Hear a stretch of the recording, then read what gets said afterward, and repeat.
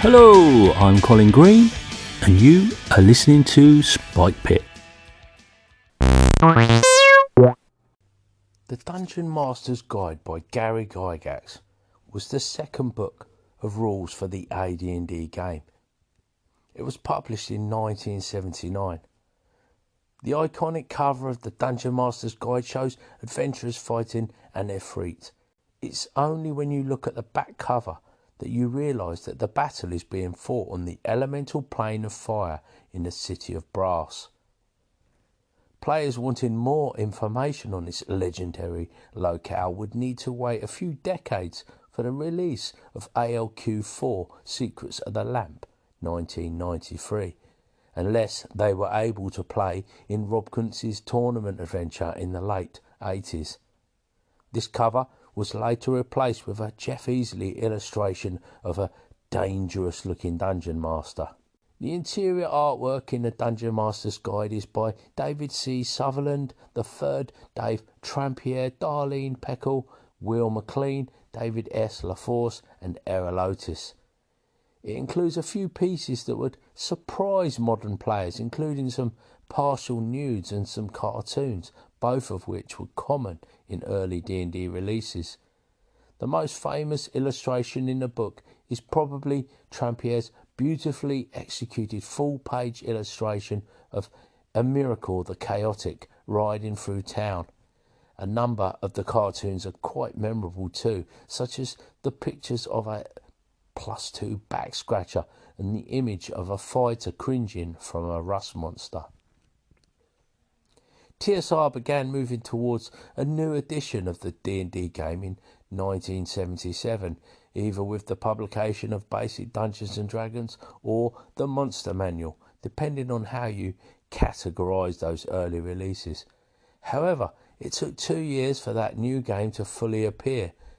Between December 77 and August 79, most players were playing a hybrid of game, using the monsters from the Monster Manual and the character races and classes from the Player's Handbook in their OD&D games.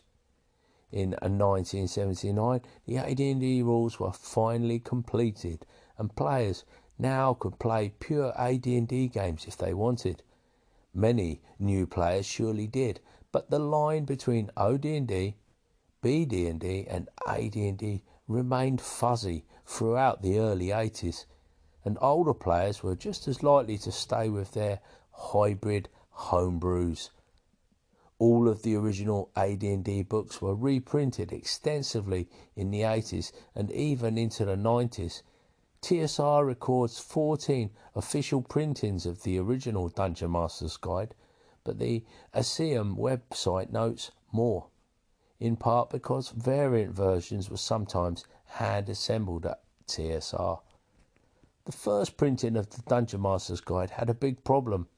Half a signature was printed with pages from the Monster Manual instead of the Dungeon Master's Guide.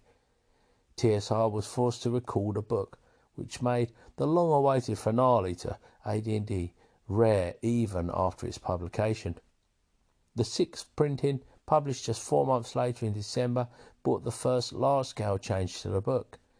It incorporated extensive errata from Dragon 35, March 1980, and even added 2 appendices: O, encumbrance of standard items, and P, creating a party on the spur of the moment. This and all later printings were labelled as a revised edition. The 8th printing, in 83, was one that replaced the cover as part of a general upgrade to TSR's new trade dress. The new books all featured Jeff Easley covers and an orange spine. As with the other classic AD&D books, nostalgic editions were later published by 21st Century Games in 1999 and Wizards of the Coast in 2012. The contents of the 1E Dungeon Master's Guide will probably surprise a modern player of D&D. That's because more recent Dungeon Master's Guides have become books about how to run D&D, while the original Dungeon Master's Guide was instead the system's core rulebook. To be precise, the first edition of the Dungeon Master's Guide contained all of the rules for the AD&D game except for those related to character creation, and Gygax drew that line very strictly. The player's handbook included information on abilities, classes and races, but the Dungeon Master's Guide contained many of the actual rules for those game elements. If you wanted to know how to roll your characteristics, how to turn undead, how to hit a monster, or how to save a throw, those rules were here. This split resulted in a somewhat unusual organisation for the Dungeon Master's Guide. The first 50-page or so exactly mirrored the organisation of the player's handbook, with each section filling in the rule systems that hadn't been included in the previous volume. Only after that did the Dungeon Master's Guide fully embrace the dungeon mastering side of the game, with rules for combat and discussions of adventures, NPCs and other favourites like magic items. The result is a real mishmash that feels more like a random assortment of articles than a coherent rulebook. Figuring out what's where in the Dungeon Master's Guide is one of the most challenging parts of AD&D 1E play, because the book is full of tiny tidbits of information, often hidden in the most unusual places. Perhaps this was all an intentional part of the design, as the Dungeon Master's Guide does say that it is a compiled volume. So consider it the AD&D Omnibus. The AD&D Monster Manual and Player's Handbook both expanded the OD&D 74 game without rebooting it. They revised the rules to improve specificity and increase details without fundamentally changing the game systems. To a large extent, the Dungeon Master's Guide is more of the same, with its emphasis on updating characters, combat, experience and magic items. However, there are some notable changes in these systems. Characters are better. This is the result of changes to the ability score generation method. In OD&D, players rolled 3d6 in order for their characteristics. In AD&D, the least generous system has players throwing 4d6 for their characteristics and throwing out the worst number, then arranging the numbers as they see fit. The result shows two big changes in how D&D was being played. Characters are more powerful and players are getting more choice over what they play. Combat is expanded to over 20 pages. A segmented combat system helps spells to better interweave with melee, and theoretically this is modified by weapon speed and even by a comparison of weapon versus armor type. But the complexity of the AD&D combat system was sufficient that many GMs left out many of its subsystems. This was also the case for AD&D's new unarmed combat systems, which most found too complex to use. Everything is detailed with unusual one-off rules. Every time you turn a couple of pages in a Dungeon Master's Guide, you'll find a rule that most 1E GMs probably don't use and don't even know about. Adjustments for pursuit and evasion based on party size.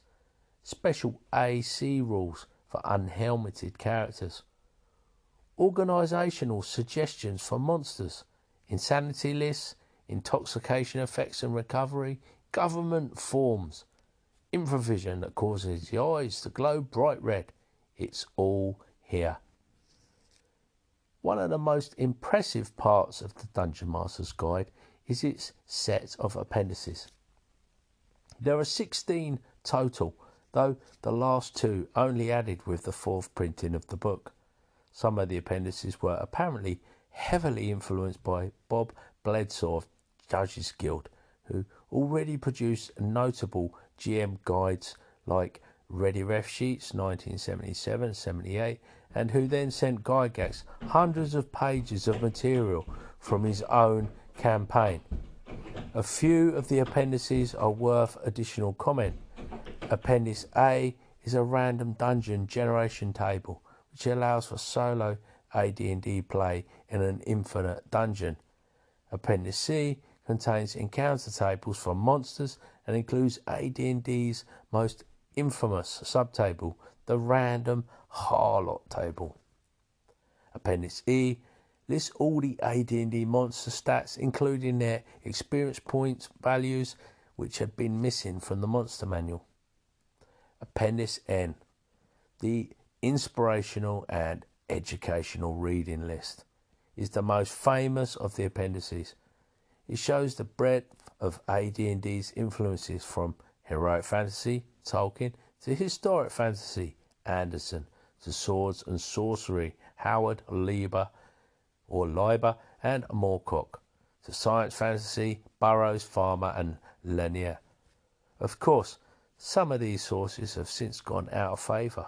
Gygax would infamously claim in Dragon number 95, March 85, that Tolkien wasn't actually an influence on D&D, while science fantasy would disappear from mainstream D&D in the 80s. Dave Arneson was the co-author of the original D&D game, but when Gygax put together AD&D, Arneson's name disappeared. This caused Arneson to file a lawsuit in 1979, which was settled in March 81. The exact terms of the agreement are confidential, but later lawsuits suggest that Arneson afterward earned royalties from the AD&D books. The Dungeon Master's Guide completed what would become the traditional set of 3 core D&D books. However, Gygax planned for the series to actually have 4 books, with the last one being Gods, Demigods and Heroes, which was actually published as Deities and Demigods in 1980. Gygax was, of course, the author of D&D, but Arneson's lawsuit shows that there was contention over who did what, even while D&D was entering a new era of play. Credits. The history of this product was researched and written by Shannon Appelcline, the editor-in-chief of RPGnet and the author of Designers and Dragons, a history of the role-playing industry told one company at a time.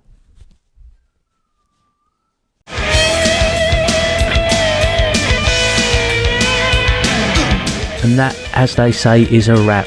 Big thanks goes out to you, the listener, for taking a bit of time out of your day to listen to old Spikepit. Take care, and I'll catch you later.